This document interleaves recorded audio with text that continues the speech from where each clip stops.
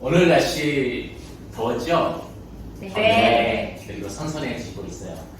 오늘 같은 날씨에 정말 강의하기 딱 좋은 날씨입니다.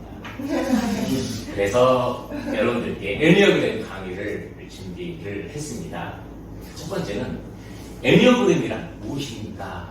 네, 그리스어로 숫자 9를 뜻하는 애니어와 점과 그림과 무게를 뜻하는 그라모스의 합성어입니다. 그러면 애니어그램은 해봤습니까? 네, 역사는 어떻게 됩니까? BC 2500년경이에요. 시작이 됐습니다. 애니어그램을 전수할 때 두 사람만 전수를 해줬어요. 한 사람에게 애니어그램 전수해주고 또 한 사람에게 전수를 해줬는데 그 중에 한 사람만 전할 수 있었습니다. 다른 한 사람은 그냥 알고만 있었어요. 그런데 만약에 사고에 의해서 한 사람이 사망했을 경우에 나머지 한 사람이 그때 전할 수 있게 됐습니다. 그래서 그것이 지금까지 내려오게 됐습니다. 특별히 1번 유형부터 9번 유형까지 있습니다.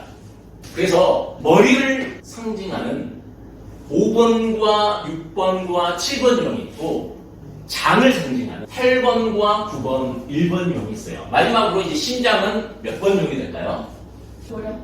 예, 2번과 3번과 4번 유형이 있습니다. 그렇다면 처음에 얘기를 했을 때 점으로도 표기할 수가 있고 하나의 점, 2번의 점으로 표기할 수도 있고 무게로 해석할 수가 있다고 했는데 무게로 해석을 한다면 가장 무거운 것과 가벼운 것이 있다.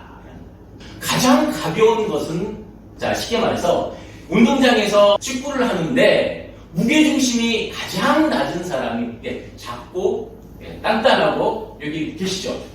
빨리빠르고 날쌘 있잖아요. 무게중심이 가장 낮은 사람이 가장 빠르게 수술하시는데 유리합니다. 그래서 그런 유형은 바로 장유형이 돼요. 장이 우리 몸에서 가장 낮죠. 그 다음에 두 번째로 높은 게 어디겠어요?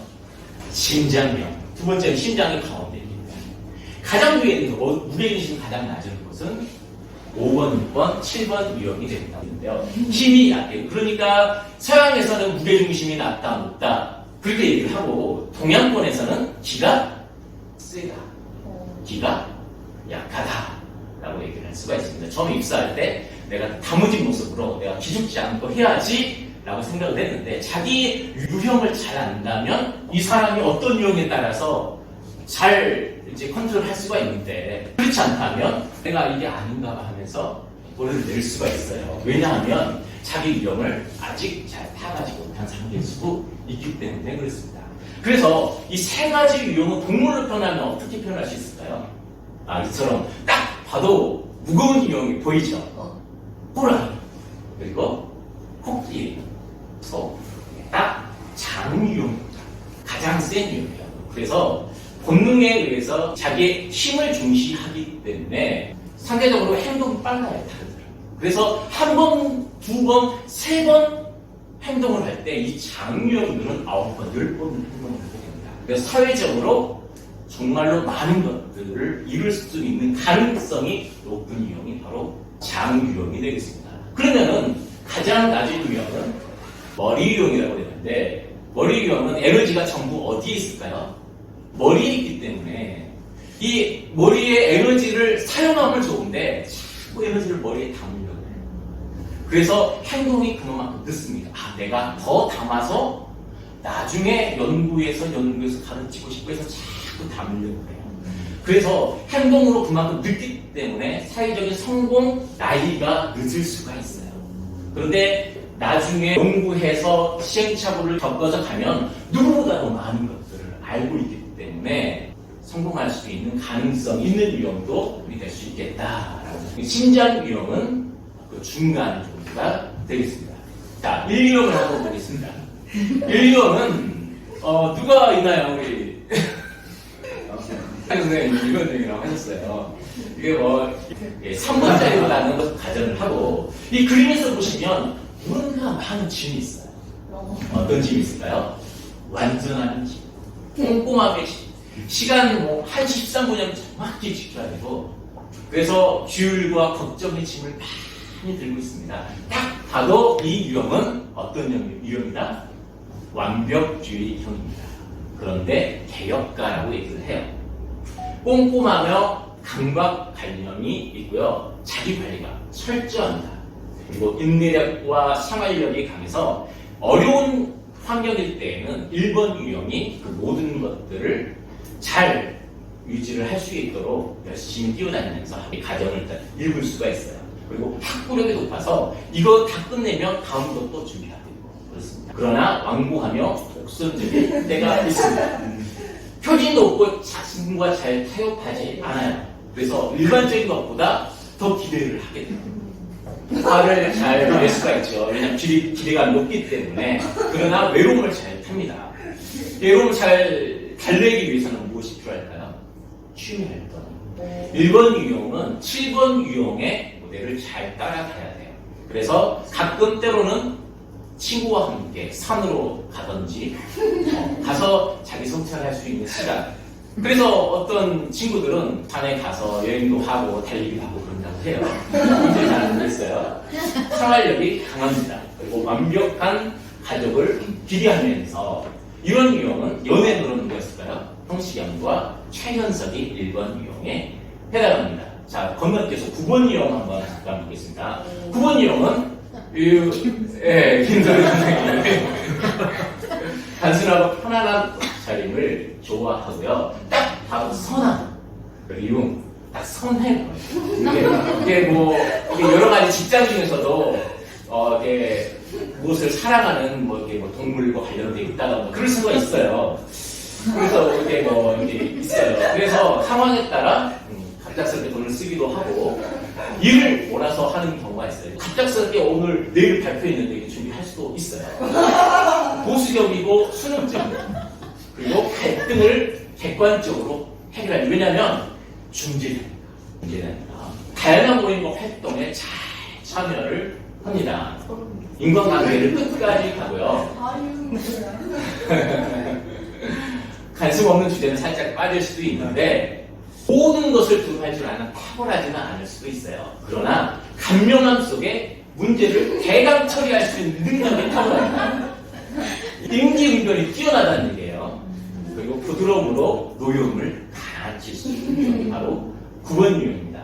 타인의 문제를 올바로 직시를 해주어서 상담가 역할을 하기에도 9번 유형이 좋습니다. 그리고 공통성 있게 처리를 잘 합니다. 연예인으로 누가 있을까요? 아이유와 송지효가 있습니다. 애니그램의 날개입니다. 우리가 이제 애니그램을 할 때 1번 유형을 생각을 해보면 애니그램 날개는 1번 유형이기 때문에 좌우에 있는 숫자가 날개가 됩니다. 1번 유형이기 때문에 9번과 2번의 숫자가 되죠. 그렇다면 3번 유형의 날개는 어떻게 될까요? 2번과 옆에 있는 4번이 되겠죠. 그렇게 날개를 알 수가 있습니다. 여기서 자신의 날개는 어떻게 되냐면 자기가 가지고 있는 유형에 좌우에 있는 날개 중 숫자가 높은 것이 자신의 날개가 됩니다. 그래서 날개에 따라서 이와 같이 두 부류로 성격이 나누어져 같은 유형이라도 조금씩 다르다는 얘기예요. 자, 그러면 헥사들은 무엇입니까? 우리 육각형을 혹시 뭐라고 하는지 아십니까? 헥타곤이라고 그러죠. 이 헥사드형은 우리의 발전, 성장과 아주 중요한 연관이 있습니다.